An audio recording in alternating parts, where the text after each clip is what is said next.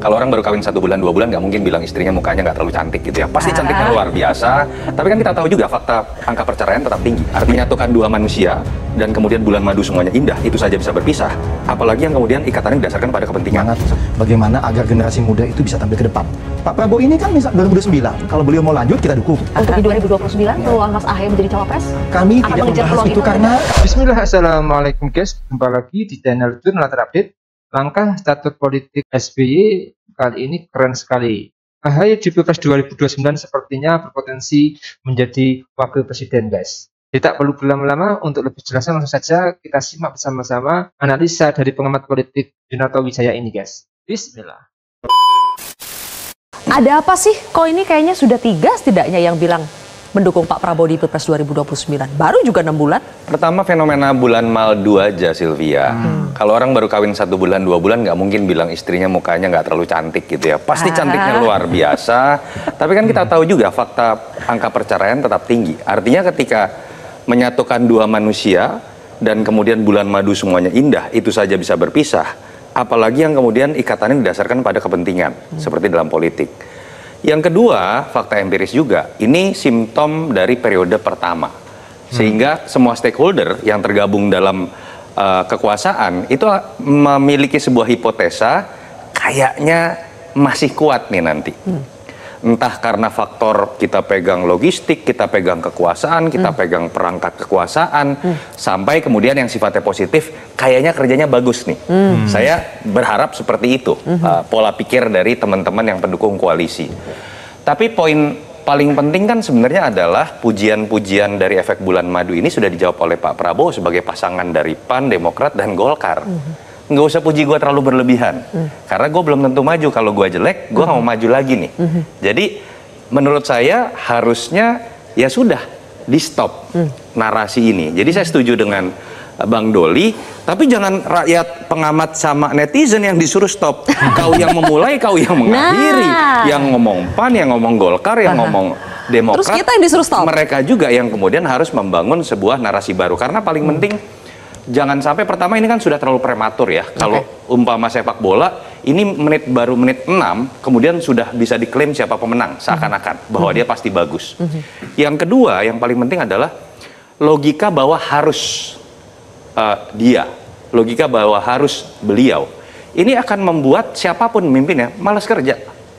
Makanya saya senang Pak Prabowo jawabnya seperti itu. Karena ketika itu terjadi, yang terjadi adalah saya mau jelek atau bagus, kekuatan koalisi saya akan besar, mesin politik saya akan besar, dan yang paling penting Sylvia, perbincangan ini ujungnya akan ditentukan dari bagaimana saya sih ingin ada komitmen dari ketiga partai ini. Akan berbeda psikologinya kalau partai ini tetap berkomitmen terhadap pemilihan langsung oleh rakyat, karena kalau itu yang terjadi, semua partai akan memaksa tanda kutip secara positif Pak Prabowo untuk kerja bagus.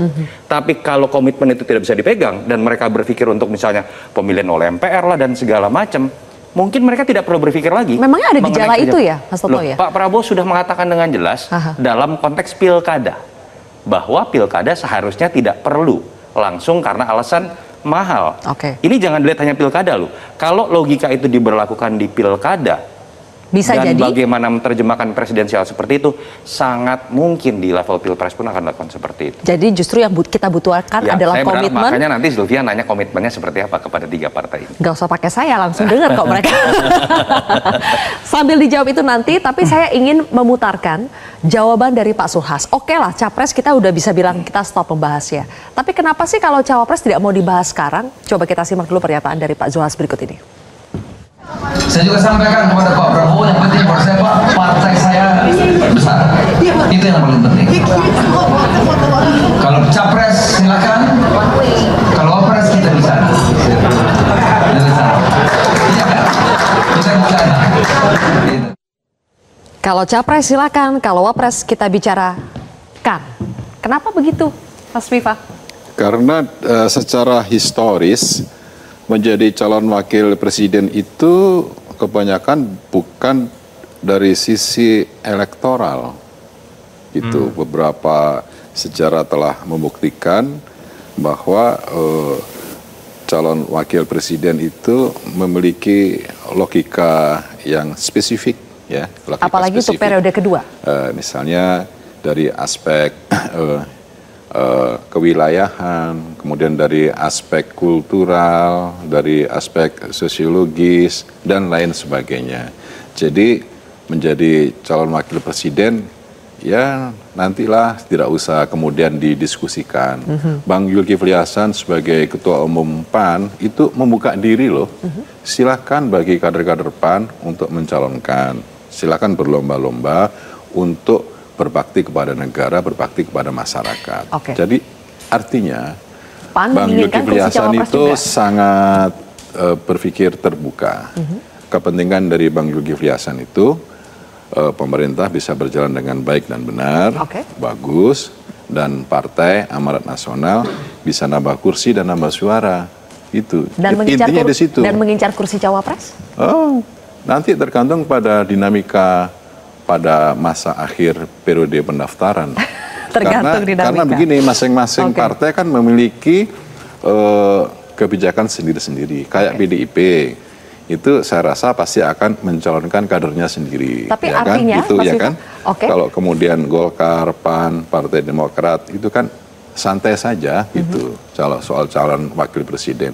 Yang penting sekarang kita bekerja untuk rakyat, bisa fokus dalam pekerjaan, dalam melayani rakyat, dan proses untuk pencalonan Pak Prabowo kembali itu kenapa jauh-jauh hari dilaksanakan? Ya sudah, tadi saya katakan untuk stabilitas politik dan tidak ada orientasi sedikit saja untuk sebelum saya pindah ya, politik dagang sapi. Artinya PAN tidak mendukung Gibran lagi sebagai cawapres di 2029? Ya, itu nanti tergantung kepada perspektif politik ke depan, nanti kita lihat, ya kan? Kita lihat berarti belum tentu? Ya belum tentu. Bisa ya, bisa tidak? Bisa ya, bisa tidak. Itu jawabannya aman ya, bisa ya, bisa tidak. Pindah ke Demokrat, saya ingin memperlihatkan pernyataan dari Pak Prabowo ya dalam sebuah pemberitaan. Pak Prabowo di sini mengatakan bahwa Mas Ahaye sebetulnya berpeluang untuk menjadi cawapres di 2029, bahkan bisa bersaing dengan Mas Wapres kita yang sekarang, Mas Gibran Rakabuming Raka.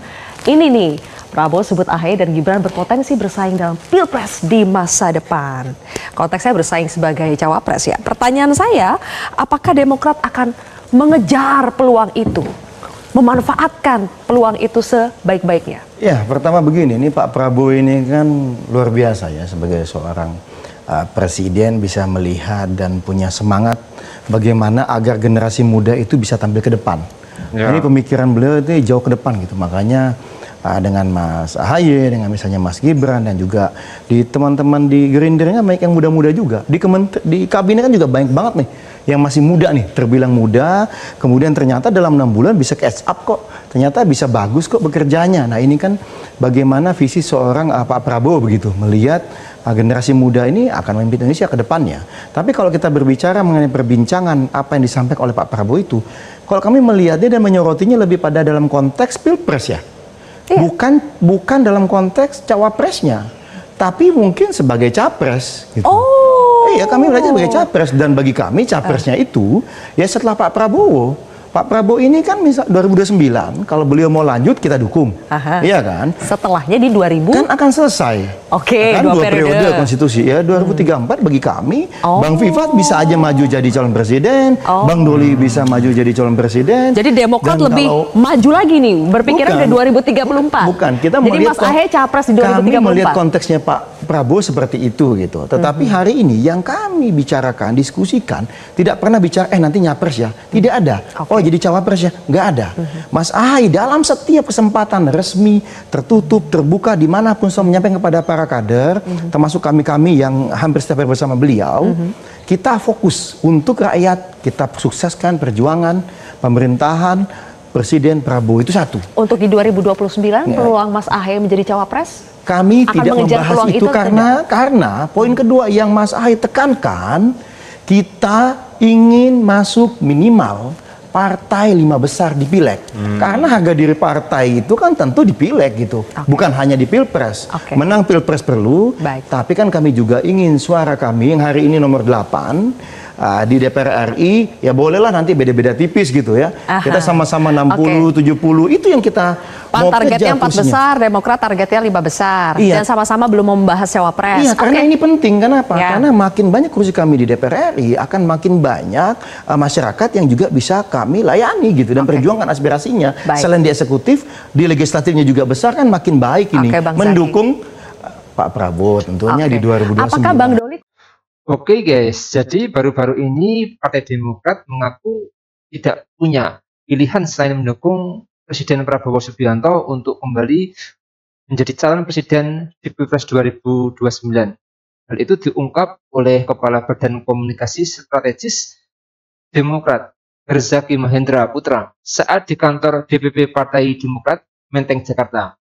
Menurut dia, pertimbangan mengajukan kembali Prabowo di Pilpres 2029 sangat rasional karena pemerintahan Pak Prabowo dinilai sudah menorehkan prestasi. Di sisi lain, Herzaki menyebutkan Demokrat juga belum mendengar wacana tentang pengajuan paket capres dan calon cawapres untuk Pilpres 2029. Dia mengatakan persoalan siapa yang akan mendampingi Pak Prabowo apabila maju dalam kontes ke depan pastinya akan dibicarakan bersama. Namun, Herzaki menekankan prioritas Demokrat saat ini yaitu menyukseskan pemerintahan Prabowo. Terlebih, Partai Demokrat juga diberi kepercayaan untuk membantu Pak Prabowo dalam kabinet pemerintahan. Jadi pertanyaan terbesar adalah jika Pak Prabowo benar-benar akan maju lagi di Pilpres 2029, akankah cawapres yang akan diusung adalah AHY? Jadi menurut kalian gimana guys soal video ini? Tulis komentarnya di bawah ini ya guys. Saya izin pamit dulu. Wassalamualaikum warahmatullahi wabarakatuh.